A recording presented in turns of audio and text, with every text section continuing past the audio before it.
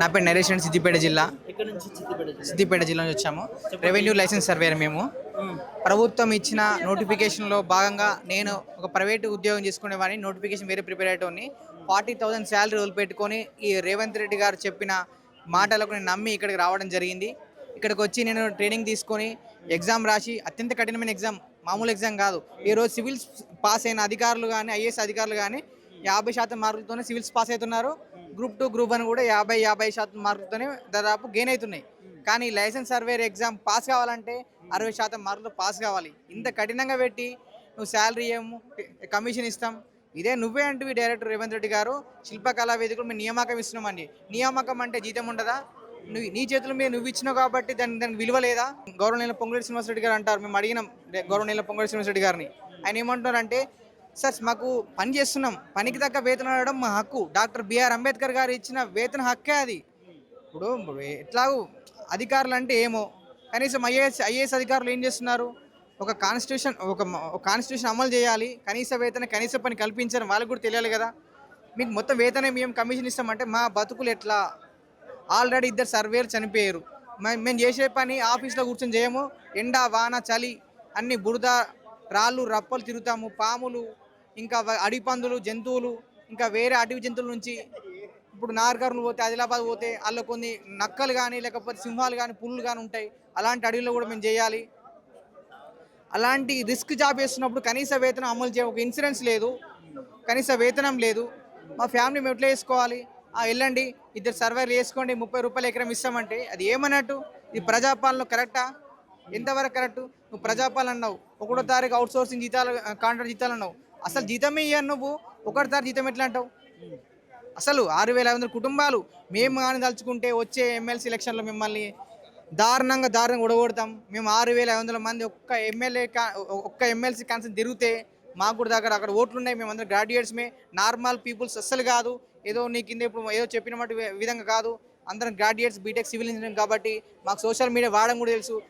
మాకు కానీ ఇవ్వకపోతే మేము ఈ కాంగ్రెస్ పార్టీని ఏ విధంగా డ్యామేజ్ చేయను, వచ్చే ఎలక్షన్లో ఏ విధంగా డ్యామేజ్ చేస్తామో, ఒక్కొక్క సీటు ఎమ్మెల్సీ సీటు రాకుండా వేస్తామో చెప్తున్నా. ప్రభుత్వం ప్రజాపాలన ఉంటున్నది. సో ఈ సర్వేర్లకు కూడా న్యాయం చేస్తామనే దాని మీద కూడా మాట్లాడుతున్నారు. కానీ ఫుల్ ప్లెడ్జ్డ్గా 5 నెలల నుంచి కూడా అసలు ఎక్కడ కూడా మీ మీద స్పందించట్లేదు. ఎట్లా స్పందించలేదు. అయితే అక్కడ లైసెన్స్ కాపీ ఇచ్చినప్పుడు ముఖ్యమంత్రి గారి ఈగో హట్ అయిందట. మాకు కమిషన్ వద్దు, కమిషన్ వల్ల నష్టపోతాం, కమిషన్ అనేది మంచి పద్ధతి కాదు, కమిషన్ అంటే రైతుల నుంచి అడుక్కోవడం లాంటిది, అది వద్దు, మాకు నియామకం ఇస్తున్నప్పుడు జీతం ఇవ్వాలి, కనీస బాధ్యత ఉంది కాబట్టి అది ఇవ్వాలి సార్, వీ వాంట్ శాలరీ అని అడిగితే గౌరవనీయుల ముఖ్యమంత్రి గారు ఈగో హట్ అయిందట. ఈగో హట్ కావడంతో మాకు శాలరీ అట. నువ్వు వచ్చింది మా ఓట్లతోని శాశ్వతమా ముఖ్యమంత్రి పదవి? నీకు 2 సంవత్సరాల తర్వాత మేము ఉంటామా? మేము మా ప్రతాపం చూపెట్టమా? 2 సంవత్సరాలు ముఖ్యమంత్రి, 2 సంవత్సరాలు మాత్రమే ఉంటారు ముఖ్యమంత్రి గారు, తర్వాత మేమే వస్తాం, మా ఓట్లతో మీకు బుద్ధి చెప్తాం. మీ పేరు మేడం? నా పేరు రుబీనా, ఎక్కడి నుంచి? వరంగల్ డిస్ట్రిక్ట్ నుండి. ఈ సమస్య గురించి ఏం చెప్తారు? మా సమస్య ఏంటనేది లైసెన్స్ సర్వేల వ్యవస్థకే ఇది పెద్ద, మన 6,000 కుటుంబాలకు మా రోడ్డున పడేసే పరిస్థితి వచ్చింది. మమ్మల్ని శాలరీ ఇస్తామని చెప్పలేదు, మాకు నియామక పత్రాలు ఇచ్చిండు. ఇక్కడ శిల్పారామంలో నియామక పత్రాలు ఇచ్చి సంవత్సరం దగ్గరికి వస్తున్నది, ఇప్పటి వరకు కూడా మాకు ఏ రకమైన పని కూడా కల్పించలేదు, మాకు ఎట్లాంటి శాలరీ లేదు. మేము పాత ఉద్యోగాలన్నీ వదులుకొని దీంట్లోకి వచ్చి ఏదో గవర్నమెంట్ ఇచ్చిన నియామకం ద్వారా మాకు లైఫ్ సెటిల్ అవుతుందనే ఉద్దేశంతో వచ్చినాం తప్పించి, ఇది ఇట్లా మా ప్రభుత్వం మనల్ని మోసం చేస్తుందనే ఉద్దేశం ఉంటే అసలు ఇందులోకి రాకపోయేటోళ్ళం. ఉన్న ఉద్యోగం పోయింది, మీరేం ఉద్యోగం ఇవ్వరు, మా కుటుంబాలను రోడ్లో పడేసిళ్ళు, మమ్మల్ని రోడ్ల మీద తిప్పేలాగా చేసిళ్ళు. ఇది మీకు ఎంత మాత్రం న్యాయం? ఈ ప్రభుత్వం అనేది ప్రజాపాలన అని తీసుకొచ్చింది, వచ్చిన సంవత్సరంలోనే 2 లక్షల ఉద్యోగాలు ఇస్తామన్నది. కనీసం 1 లక్ష ఉద్యోగాలు కాదు కదా, ఒక 10,000 ఉద్యోగాలు కూడా ఇవ్వలేదు. దాంట్లో మా లైసెన్స్ సర్వేలో కూడా ఉద్యోగాలు ఇచ్చినామని కూడా చెప్పుకుంటూ వస్తుంది. ఉద్యోగాలు ఇచ్చినామని అంటే జీతం లేని ఉద్యోగాలు మీ రాష్ట్రంలో ఉన్నారా? జీతం లేని ఉద్యోగాలు ఉంటారా ఎక్కడైనా?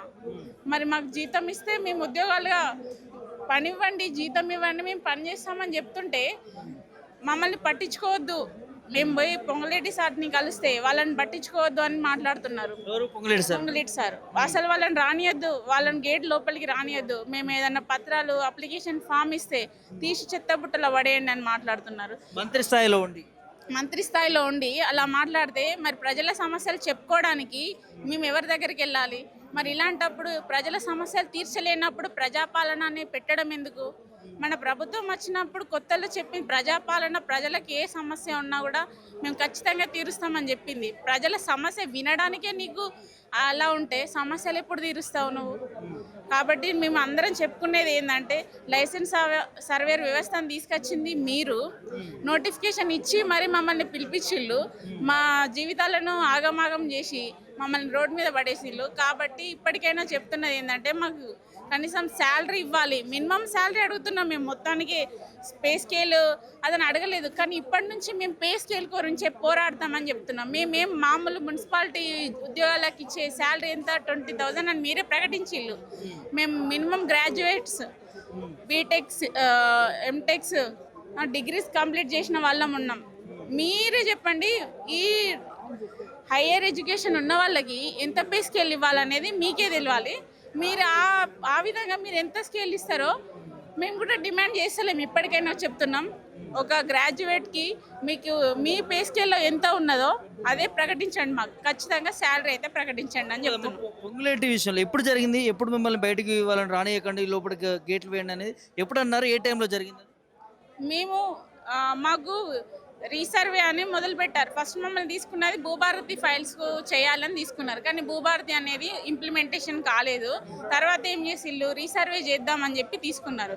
ఆ రీసర్వేకి ఎకరానికి 20 రూపాయలు ఇద్దామని చెప్పి ప్రకటించింది ప్రభుత్వం. అప్పుడు మేము ఏం చేసినాం, పొంగులేటి దగ్గరికి వెళ్ళి మాకు మీరిచ్చే 20 రూపాయలు మాకు అవసరం లేదు, మాకు శాలరీ కావాలని అడగడానికని మేము వెళ్ళినప్పుడు వాళ్ళని అసలు లోపలికి రానియద్దు, వాళ్ళ సమస్యలు మనకు సంబంధం లేదు, వాళ్ళని పట్టించుకోకండి అని మాట్లాడుతుంది.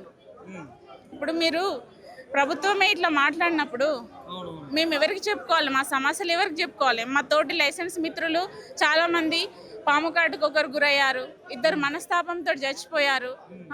ఇలా ఇప్పుడు రాబోయే కాలంలో ఇంకెంతమంది చచ్చిపోతారో తెలియదు. ఇప్పుడు మీ వల్ల మేము ఉద్యోగాలన్నీ వదిలేసుకొని ప్రభుత్వం ఏదో మాకు ఉద్యోగం ఇస్తుందని ఆశతో వచ్చినందుకు మాకు ఖచ్చితంగా మీరే న్యాయం చేయాలని చెప్తున్నాం. ఇక్కడ ప్రధానంగా ప్రభుత్వం ఎవరికి కనిపిస్తూ ఉన్నది, కానీ ప్రభుత్వం మాత్రం ప్రజాపాలన, ప్రజల కోసం పనిచేస్తున్నాం అనేది గొప్పగా చెప్తున్నాం. కానీ ఒక మంత్రి ఇట్లా మాట్లాడడం అంటే పై అధికారులకు ఏమైనా మళ్ళీ కంప్లైంట్ చేయడం ఏమైనా జరిగిందా?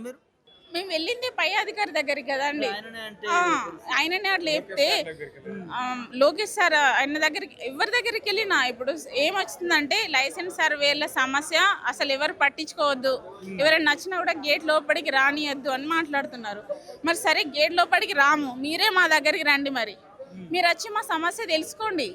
మేము ఎందుకు మీ దగ్గర ఎన్నిసార్లు తిరిగినా కూడా మీరు రానిస్తలేరు కదా, మరి మీరే మా దగ్గరికి రండి. మీరు ఒక రోజు చెప్పండి మాకు, ఈరోజు వస్తాం, ఈరోజు కలుద్దాం, మీ సమస్య ఏంది, మీరు ఎందుకు తిరుగుతారు, ఇంకొకటి ప్రతిపక్షాల దగ్గరికి పోతున్నారు, మాకు ఈగో హట్ అవుతుందని మాట్లాడుతున్నారు. మాకు ఏ పక్షంతో సంబంధం లేదు, మాకు పార్టీతోటి సంబంధం లేదు. మేము వచ్చింది ఉద్యోగ భద్రత, ఈ ప్రభుత్వం ఇచ్చిన నోటిఫికేషన్ దాని గురించి మా ఉద్యోగాలు మీరు శాలరీ ఇవ్వాలి అని చెప్పి మేము వస్తున్నాం. ప్రతిపక్షాల దగ్గరికి పోతే మీకేమవుతుంది, ఎవరి దగ్గరికి పోతే ఏమవుతుంది? మీరు చేసే న్యాయం మీరు చేయాలి కదా. ఇప్పుడు ప్రతిపక్షాలు ఉన్నారు, మొన్న మా సర్వేర్ మిత్రులని అరెస్ట్ చేసి జైల్లో పెట్టడం జరిగింది. మరి అట్లాంటప్పుడు మా ప్రతిపక్షాల నాయకులు వచ్చి హరీష్ రావు గారు వచ్చి మమ్మల్ని విడిపించారు. ఇప్పుడు మా సమస్య తెలుసుకోవడానికి ఎవరు వచ్చినా మేము వాళ్ళ దగ్గరికి వెళ్ళి మా సమస్య చెప్పుకుంటాం. మీరు కూడా రండి, మీరు ప్రజాపాలన అనే వాళ్ళు మీరే మా దగ్గరికి వచ్చి ప్రజల దగ్గరికి వచ్చి సమస్య తెలుసుకోండి. తెలుసుకున్నాక మీకు దాంట్లో న్యాయం ఉంది అనిపిస్తేనే దానికి న్యాయం చేయండి. ఫస్ట్ మీరు మాతో మాట్లాడండి, మాట్లాడకుండా మీరు రావద్దు, మీ దగ్గరికి రావద్దు, ప్రతిపక్షాల దగ్గరికి పోవద్దు. మేము ఇంట్లో కూర్చొని ఏం చేయాలి? ఉన్న ఉద్యోగాలు వాళ్ళు చేసుకొని మా కుటుంబంలో ఎలా పోషించుకోవాలి? 6,000 కుటుంబాలకు అన్యాయం చేస్తే మీరు ఎట్లా న్యాయం అవుతుంది చెప్పండి? ఈ నోటిఫికేషన్ ఇచ్చేటప్పుడు చాలా గొప్పగా చెప్పింది కదా ముఖ్యమంత్రి, శిల్పకళా వేదికల్లో ఇన్ని 6,000 చిల్లర ఉద్యోగాలు ఇవ్వబోతున్నాము, అదంతా కూడా పట్టభద్రులే, వారికే వర్తిస్తుంది. సో కాంగ్రెస్ ప్రభుత్వం ఉద్యోగాలు ఇచ్చే దాంట్లో కూడా చిత్తశుద్ధితో ఉన్నది అనేది మాట్లాడాలి కదా. సో మరి ఇప్పుడు ఎందుకు ఈ వివక్షత కొనసాగిస్తాం? అదే కదా, మేము అది అడుగుదామని వెళ్ళినా కూడా మమ్మల్ని రానిస్తలేడు. మీరు ఫస్ట్ ఎందుకు చెప్పిళ్ళు, శిల్పకళా వేదికకి ఎందుకు పిలిపించిళ్ళు? మా గ్రూప్ 2 వాళ్ళకి అందరికి ఇచ్చినట్టుగా మాకు కూడా నియామక పత్రాలు ఇచ్చిళ్ళు. అంటే మాకు ఇప్పుడు ఒక ఉద్యోగ భద్రత ఇచ్చినట్టే అని మేము అనుకున్నాం కదా. మరి అట్లాంటప్పుడు మీరు ఎందుకు వదిలేసిళ్ళు? అదేదో మీరు అప్పుడే వదిలేస్తే మేము అప్పుడే కూర్చునేటోళ్ళం కదా. మీరు పిలిచి మమ్మల్ని నోటిఫికేషన్ ఇచ్చి మమ్మల్ని ఇన్ని రోజులు మీకు సర్టిఫికేట్ వచ్చేదాకా అన్నీ చేసి తర్వాత మండల్కి కూడా అలాట్ చేసిళ్ళు. మాకు పని కల్పించడానికి మాకు మా మండల్స్కి కూడా అలాట్ చేసిళ్ళు. అంటే అర్థం ఏంటండి? మాతో పని చేపిస్తారు, మాకు ఏదో శాలరీ ఇస్తారు అని మేము ఒక హోప్ తోటి ఉంటామా ఉండమా? మరి ఎందుకు అలాట్ చేయాలి? అట్లాంటప్పుడు సపరేట్గా ఊరుకోవాలి కదా. డ్యూటీలోకి వెళ్ళట్లేదా? డ్యూటీ ఎక్కడండి? మాకు సర్టిఫికేట్ వచ్చి 1 year దగ్గరికి వస్తుంది. ఇంతవరకు మాకు రూపాయి ఆదాయం లేదు. ఇంట్లో కూర్చొని ఇంకా ఇప్పుడు మాకు ఏమొస్తుంది? కనీసం పని కూడా కల్పించలేదు మాకు. పని కల్పించి పైసలు ఇవ్వలేదా అని అంటే అట్లా కూడా పని కల్పించారు, ఇటు పైసలు ఇయ్యరు. మరి ఏంటి మీ సమాధానం? వచ్చి మాకు చెప్పండి. పొంగులేటి సార్ అయినా మీ సీఎం రేవంత్ రెడ్డి అయినా వచ్చి మీరు ఇంకోసారి రావద్దు, మీతో మాకు సంబంధం లేదని వచ్చి మాట్లాడమనండి. ఇప్పుడు వాళ్ళు వచ్చి మాట్లాడరు, మేము పోతే రానియరు. మరి మా సమస్యలు ఎవరికి చెప్పమంటారో అది కూడా మీరే చెప్పండి. ఢిల్లీకి పోయి అక్కడ వాళ్ళని కలుస్తాం.